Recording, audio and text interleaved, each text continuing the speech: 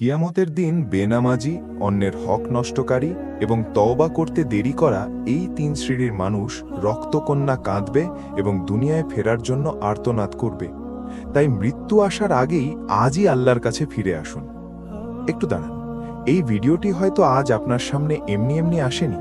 হয়তো আল্লাহ সুবহানাহু ওয়া তাআলা চান আপনি আজ এই বার্তাটি শুনুন। কিয়ামতের দিন হাসরের মাঠে তিন শ্রেণীর মানুষ এমনভাবে রক্তকন্যা কাঁদবে এবং এমন ভয়ঙ্কর আফসোস করবে, যার মধ্যে ৩ নম্বর ব্যক্তিটি হয়তো আমি বা আপনি নিজেই। হ্যাঁ, আমরা হয়তো না বুঝেই প্রতিদিন সেই ভুলটি করে যাচ্ছি। ভিডিওটি স্কিপ করার আগে শুধু কয়েকটা মিনিট নিজেকে দিন, কারণ আজকের এই কয়েক মিনিটের আলোচনা হয়তো কাল হাসরের মাঠে আপনাকে অনন্তকালের আযাব থেকে বাঁচিয়ে দিতে পারে। চলুন জেনে নিই কারা এই হতভাগ্য ৩ শ্রেণীর মানুষ এবং কিভাবে আমরা নিজেদের রক্ষা করতে পারি। চারদিক নিস্তব্ধ, আকাশটা ধোঁয়ায় আচ্ছন্ন, সূর্য মাথার ঠিক ১ বিঘত উপরে। মানুষ ঘামের সাগরে হাবুডুবু খাচ্ছে, কেউ কাঁদছে, কেউ ভয়ে কাঁপছে। সেদিন কোনো সম্পদ, কোনো ক্ষমতা, কোনো সন্তান কাজে আসবে না। যেদিন পাহাড়গুলো ধুনিত তুলার মতো উড়তে থাকবে। আল্লাহ সুবহানাহু ওয়া তাআলার রাগ সেদিন এত বেশি থাকবে যে বড় বড় নবী এবং রসূলগণ পর্যন্ত ভয়ে কাঁপতে থাকবেন। সবার মুখে একটাই কথা, ইয়া নাফসি, ইয়া নাফসি, আমাকে বাঁচাও, আমাকে বাঁচাও। এই কঠিন দিনে কোটি কোটি মানুষের ভিড়ে সর্বপ্রথম যে ব্যক্তি ভয়ঙ্কর আফসোস করবে, সে হলো সেই ব্যক্তি যে দুনিয়ার মোহে পড়ে নামাজ ছেড়ে দিয়েছিল। ভাই আমার, দুনিয়ার জীবন তো খুব ছোট। আমরা কি ভেবেছি এই দুনিয়ার চাকচিক্য, ব্যবসা, চাকরি বা আরামায়েশ আমাদের কবরের আযাব থেকে বাঁচাবে? একটু চিন্তা করুন তো সেই মানুষটির কথা। মুয়াজ্জিন যখন মসজিদে আজান দিত, হাইয়া আলাস সালাহ, হাইয়া আলাল ফালাহ, আসো নামাজের দিকে, আসো কল্যাণের দিকে, তখন সে তার ব্যবসায়, আড্ডায় বা মোবাইল ফোনে ব্যস্ত ছিল। সে ভাবল আরেকটু কাজ গুছিয়ে নিই, তারপর পড়ব। কিন্তু সেই তারপর আর কোনোদিন আসেনি। হঠাৎ একদিন কোনো নোটিশ ছাড়াই মালাকুল মউত, মৃত্যুর ফেরেশতা তার সামনে এসে দাঁড়ালো। তার শ্বাস আটকে আসলো, চোখের দৃষ্টি স্থির হয়ে গেল। পরিবারের মানুষ কাঁদছে, তাকে গোসল করানো হচ্ছে, সাদা কাফনে মোড়ানো হচ্ছে। আর একটু পরেই তাকে সেই অন্ধকার, নির্জন ৩.৫ হাত কবরে রেখে আসা হলো। মাটির দরজা বন্ধ, ঘুটঘুটে অন্ধকার। ফেরেশতারা এসে তাকে উঠিয়ে বসালেন। প্রথম প্রশ্ন, মান রব্বুকা, তোমার রব কে? কিন্তু দুনিয়াতে যে রবের সামনে সে কোনোদিন সেজদায় মাথা অবনত করেনি, আজ তার জবান থেকে রবের নাম কিভাবে বের হবে? রাসূলুল্লাহ সাল্লাল্লাহু আলাইহি ওয়াসাল্লাম বলেছেন, কিয়ামতের দিন সর্বপ্রথম হিসাব নেওয়া হবে নামাজের। যার নামাজের হিসাব ঠিক হবে, তার বাকি সব হিসাব সহজ হয়ে যাবে। আর যার নামাজের হিসাব খারাপ হবে, তার বাকি সব হিসাব কঠিন হয়ে যাবে। যখন এই বেনামাজিকে আল্লাহর সামনে দাঁড় করানো হবে, তখন তার কাছে কোনো উত্তর থাকবে না। সে দেখবে তার সেই গরিব প্রতিবেশী, যে দুনিয়ায় অনেক কষ্ট করে জীবন কাটিয়েছে, কিন্তু ফজর পড়তে কনকনে শীতে মসজিদে যেত, সে আজ জান্নাতের দিকে হাসি মুখে হেঁটে যাচ্ছে। আর সে আফসোস করে নিজের হাত কামড়াতে থাকবে। পবিত্র কুরআনে আল্লাহ বলেছেন, সেদিন জালিম নিজের হাত কামড়াবে আর বলবে, হায়, আমি কেন প্রতিদিন মাত্র কয়েকটা মিনিট আল্লাহর জন্য বের করলাম না? হায়, আমি যদি আবার দুনিয়ায় ফিরে যেতে পারতাম। কিন্তু সেদিন অনেক দেরি হয়ে যাবে। দ্বিতীয় ব্যক্তি যে কিয়ামতের দিন সবচেয়ে বেশি আফসোস করবে, সে হলো সেই ব্যক্তি যে মানুষের হক নষ্ট করেছে এবং অন্যের উপর জুলুম করেছে।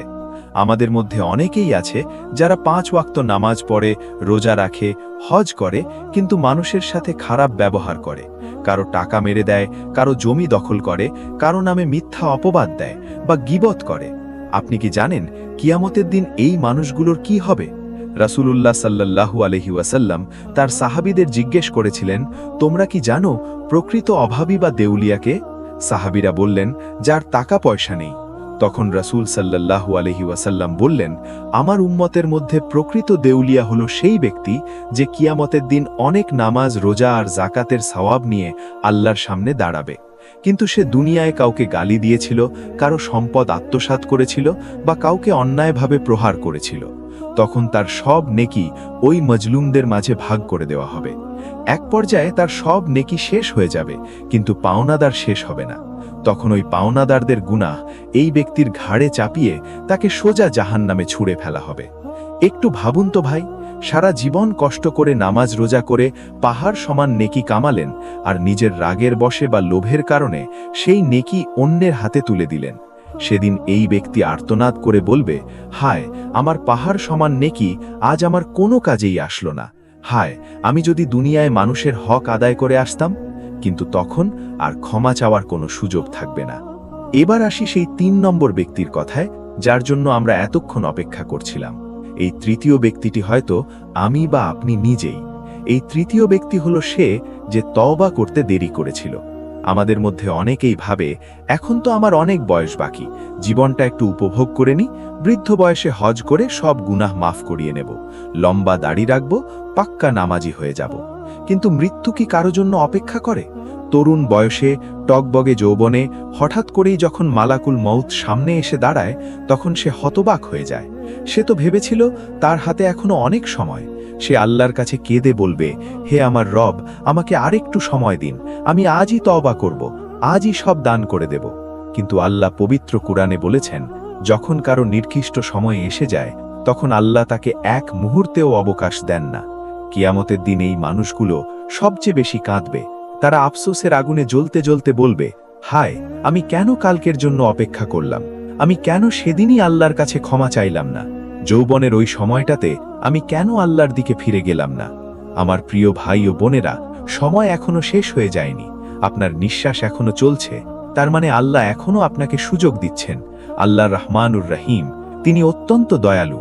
আপনি জীবনে যত বড় গুনাহি করে থাকুন না কেন, পাহাড় পরিমাণ পাপ নিয়েও যদি আজ এই মুহূর্তেই অন্তর থেকে তওবা করেন, আল্লাহ আপনার সব গুনাহ মাফ করে দেবেন। আসুন আমরা আজই সিদ্ধান্ত নিই, আমরা আর কখনো এক ওয়াক্ত নামাজও ছাড়ব না, কারো হক নষ্ট করব না, কারো ওপর জুলুম করব না, এবং তওবা করার জন্য আগামীকালের অপেক্ষা করব না। কে জানে, হয়তো আজকের এই রাতটি আমার বা আপনার শেষ রাত। আল্লাহ আমাদের সবাইকে কিয়ামতের দিনের সেই ভয়ঙ্কর আফসোস এবং অপমান থেকে রক্ষা করুন। আমিন। ভিডিওটি যদি আপনার হৃদয়কে একটুও নাড়া দিয়ে থাকে, তাহলে এখনই শেয়ার করে আপনার প্রিয়জনদের সতর্ক করুন। আল্লাহ আমাদের সবাইকে সঠিক পথে চলার তৌফিক দান করুন।